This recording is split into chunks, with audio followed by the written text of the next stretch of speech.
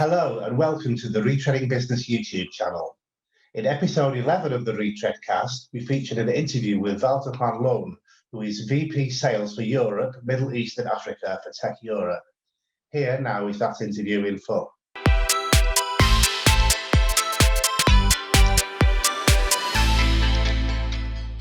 Today on the Retread cast, we will be delving into the market for tyre repairs, and we're very pleased to have the opportunity to talk to Wouter van Loon, who is VP Sales for Europe, Middle East and Africa for Tech Europe. Wouter, a very good afternoon to you and welcome to the Retread cast. Thank you very much. Thanks for having me. It's an opportunity. Not at all. Well, let's start with the question I've asked everyone for the last 9 months or so. So tell me, how has the COVID-19 pandemic affected your company, and what measures have you introduced to minimise the impact on your employees and customers? Well, I would be lying if I said it wouldn't have had any negative impact on our business. It did, but we take pride in the fact that strictly the repair business is something which keeps on going in a crisis situation, usually. That's the positive side of it. I think in general it has affected our business. Let's say in total turnover 2020, about 5% we lost in business, mainly in second, partly third quarter. We cannot deny the fact that certain retread factories, the bigger tire manufacturers, closed their factories, so we lost some direct business there. On the other hand, we noticed in quarter 3 and 4 that we basically almost recuperated all the loss. Then now I'm talking strictly retread, the more professional repair business, and even increased in a few of the major tire manufacturers even increased their business, probably due to the effect that they had to build stock again, but maybe also, that's my vision, that there's a bigger demand for repairs. I mean, the investment in new tires probably increased a bit. Anyway, there is a big requirement for repairs in retread. So I think that has, together with the negative side, the positive side. But we are seeing the end of the tunnel, but it's still not finished. So we have to wait and see. We have to move on very cautiously and see what it brings. The crisis is not finished yet. Feel that. Okay, so it's a while now since Salvadori was acquired by Tech. So tell me, how successful has the integration of that company been? And how has the amalgamation of Salvadori's range of retreading products with Tech's world-class range of tire repair materials, how has that helped the position of both brands in the retread market? I think you probably are aware that we moved also location from Northern Ireland, UK. Our production base was moved, basically was stopped, and the distribution center was moved to Belgium. And that happened in 2018, middle of 2018, we moved to the new location. On top of that, we had the acquisition of Salvadori. So you can imagine it was a very short 2 years for us, very intensive. But the transfer of the stock, and let's say the physical business, has been completed already mid-2019. And meanwhile, we are quite proud that we managed that short transition. And also the existing sales team, which we had in Italy, Salvadori was based in Italy, they are still there working for us, and now completely transformed into a common Tech Salvadori business. And they're working for us on a full-time basis, and we managed to make that work. We're quite happy with that situation. Also, given the fact, I think I can confirm that we were nominated for retread supplier, equipment supplier in the Recircle Award, I believe. And I mean, also proves a little bit that we are very committed to make that joint venture work. And besides that, it is a completion of our product range. I mean, we had already a number of quite big portfolio of tools in our catalog, but in addition, the Salvadori has made us, let's say, a one-stop supplier for retread business, transport business. I mean, so we're I mean, we're very positive about it. It works. Okay, so let's talk about some of your products then. In terms of tire repair products, what are the company's latest product developments, and what can we expect to see in the future?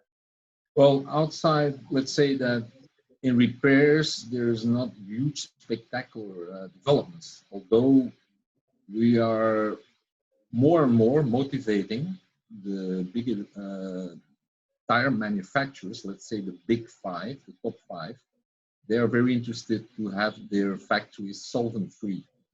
That means no solvents are used in the chemicals they use for production. That we have to follow that strategy, and they reinforce it to us. So we take pride that we have now a typical retread product, repair product, which we call Thermacure, which is now been established now since one and a half year, with also cushion gun, which you can use without cement. That means I'm not going into the details, but in a preheating environment, you can use those repairs without cement. This avoids technicians having to use cement in their pack. That's one thing. So rather than where competition is using a brand new product, completely different type product, we can offer the existing product, which can be used with cement or without. So that's a quite big development and makes the ease of application much better. Besides that, we also think that RFID technology will develop very fast. We are involved in that through organizing devices which we can use to place in tags, stuff like that. I think even TPMS for truck will become a very interesting product development for us. I mean, then especially for truck. I mean, car and passenger tire, it already exists and has been very successful for us. But with the coming legislation in 2022, where they will make it compulsory for trucks, at least part of the new designs, and then in a later stage, 2023, will become compulsory for more time trucks. So we are also in that development, and I mean, we will build on the already existing KPM. Besides that, I think there is the general, it's not a real spectacular evolution, but we now our OTR repairs, while we in the past also supplied them still with normal nylon reinforced plies, we are now strictly providing them with Aramid. So we only sell OTR repairs for earth mover tractor with Aramid, or in the common name Kevlar reinforcement. Yeah. So that's more or less, I guess, the most important developments. Okay, well, let's talk about your distribution structure in Europe. Tech Europe's responsible for Europe, Middle East and Africa. And during this year, you appointed new distributors in Italy and also in Moldova. Which other areas or countries are you looking to improve your distribution position in? Well, in general, EMEA is a big region, and a little bit, let's say that we get most of our contacts through trade fairs, which unfortunately many are many are cancelled. We hope that this will restart soon. So there is one loss in contacts, I guess, but we get quite a bit of online requirements. And besides the countries which you mentioned, there's also a tendency to expand more in Africa, although certain countries in Africa will do well. South Africa, Nigeria, there's some countries which will do well. Middle East, we are basically still looking for mainly Pang distributors to fill up the market. We don't want to disturb regions where we are doing well. I mean, there is no point in doing that. But the Pang brand, which is basically the same quality as steak, holds its own ground and could be a nice feature to develop some business in new regions. And we're still looking. In Europe, most countries, I think the big five let's say the EU region is completely full. I mean, we don't really need extra people. Always need extra business, but not specifically new distributors. But going further to Russia, former Soviet republics, Middle East, we are still looking. Well, I'm glad you brought up the subject of the Pang brand. I wanted to specifically ask you about that. Truflex Pang is part of the Tech stable of brands. How important is that brand nowadays, and how does it fit into the company's brand structure overall? Yeah, sorry, my previous answer already a little bit explained about it. Let's say that Tech is the main brand, which we defend in all times. But in '98, we purchased the Truflex Pang factory and brand. It has become more and more important for us. Again, the quality of the Pang products is exactly the same as Tech, and we hold it at the same price levels. It's comparable to our main competitors. But of course, we don't want to disturb markets where we're good at. It depends a little bit on the history, I guess, of the product, how it was represented in the past in certain regions where we decide either to use a Tech or a Pang brand. There are openings, so let's say that if we have 50, 60 main Tech distributors in Europe or EMEA, we have more or less 20 or 25 Pang. And we don't really proactively push Pang, but if we find the right profile distributor, we might consider Pang rather than Tech. It depends a little bit on the history of what the product is known for in the past 35, 50 years. Sure. Okay, well, on another subject, yeah, as a company, you lay quite a bit of emphasis on the fact that tyre repair is not just about the quality of the repair products, but it's just as important as is the implementation of quality training programs. So could you please give us some insight into how Tech approaches the issue of training, the facilities you have at your disposal, and the programs you can offer your customers? Yeah. First of all, we have a fully equipped training center in Belgium where we can receive people. Again, this has been a little bit slow because of the Corona crisis. You cannot hold too many people in one room. But we have a full-time technical trainer running around Europe, EMEA, and we hold a little bit the principle of train the trainer. So our country representatives, which we have 7 now, we also try to make them, let's say, train them that they can do limited training seminars on their own. If we go into the major, more professional retreads, OTR, repairs, then we usually send our technical guy to do it. That's a little bit the concept. On the other hand, training can be, and we have to look at that, also online. And we are working on what we call the Tech University, which is managed by the US.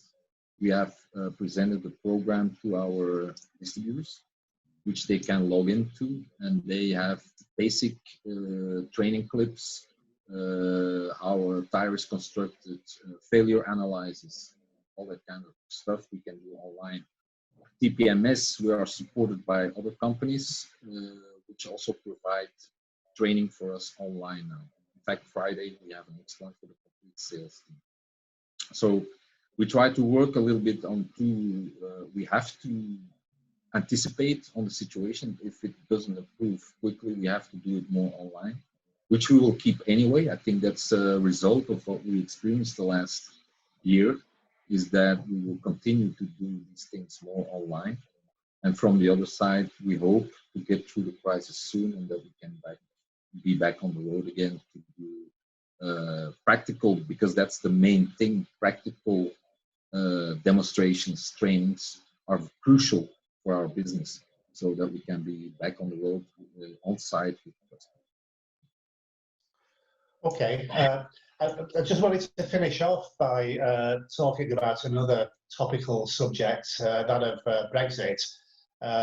Now, I just wanted to ask the question. You've had a strong presence in the UK for many years, and I know you touched on it in one of the previous questions. You had a manufacturing facility in Northern Ireland, for example. So how has Brexit impacted on Tech's business so far? What measures have you had to implement to deal with it? And how do you see it impacting business in the future? To be very honest, there are still changes going on.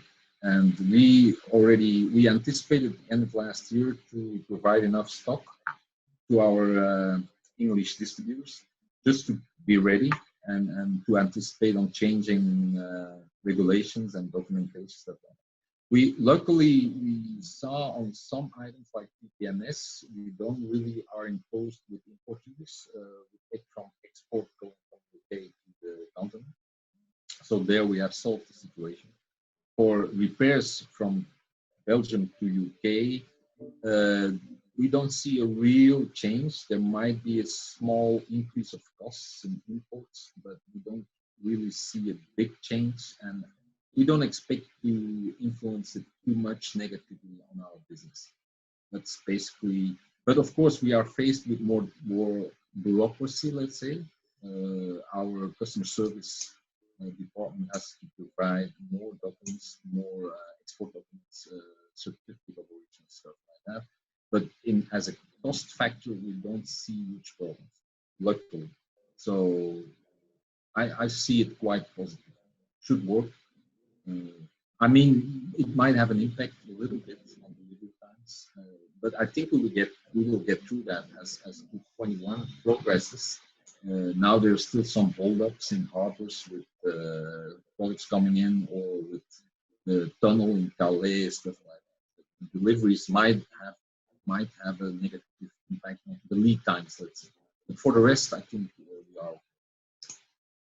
Well, thank you very much for your time and insight.